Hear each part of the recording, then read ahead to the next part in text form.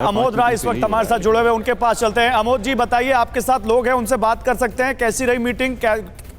सोडू नका, पूर्ण कडकडीत बंद अन्नदात्यासाठी निश्चित तौर पे देखिए, हमारे साथ एक महाराष्ट्र से आए हुए किसान नेता हैं जो बैठक से अभी बाहर निकले हैं, संदीप गिद्धे जी।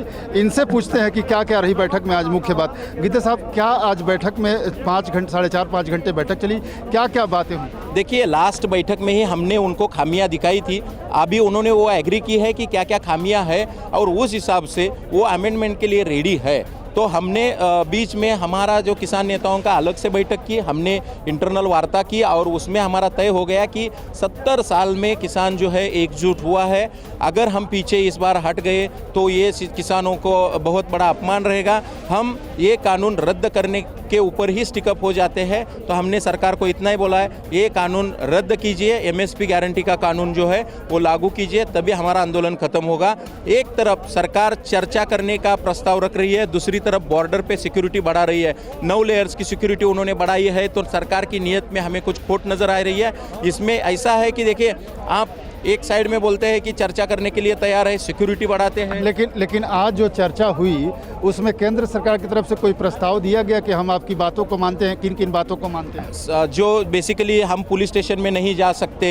दूसरा है कि जो परचेसर है उसका रजिस्ट्रेशन होना ज़रूरी है।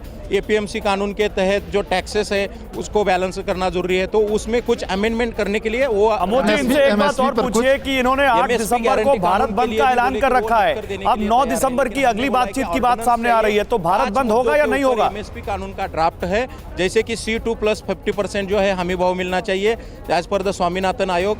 जो भी चालू होता है नीलामी, एमएसपी के प्राइस के ऊपर होनी चाहिए। एमएसपी के प्राइस के नीचे अगर कोई खरीदता है तो उसके ऊपर कानूनी कार्रवाई। सरकार ने माना, ये सरकार लिखित की देने के लिए तैयार है, लेकिन हम वो बोल रहे हैं कि वो उसके लिए ऑर्डिनेंस चाहिए। लेकिन एक और प्रश्न उठता है कि आप लोगों ने 8 तारीख को भारत बंद का आह्वान कर रखा है, 9 तारीख को यहाँ बैठक के लिए सरकार अगर बुला रही है तो क्या भारत बंद का जो आह्वान है वो भी जारी रहेगा? ये अन्नदाता के सम्मान में एक दिन के लिए सभी देशवासियों को हम विनती करते हैं कि अन्नदाता का हम रोज शुक्रगुजार होना चाहिए। एक दिन अन्नदाता के सम्मान में आप भारत बंद का सहयोग करें।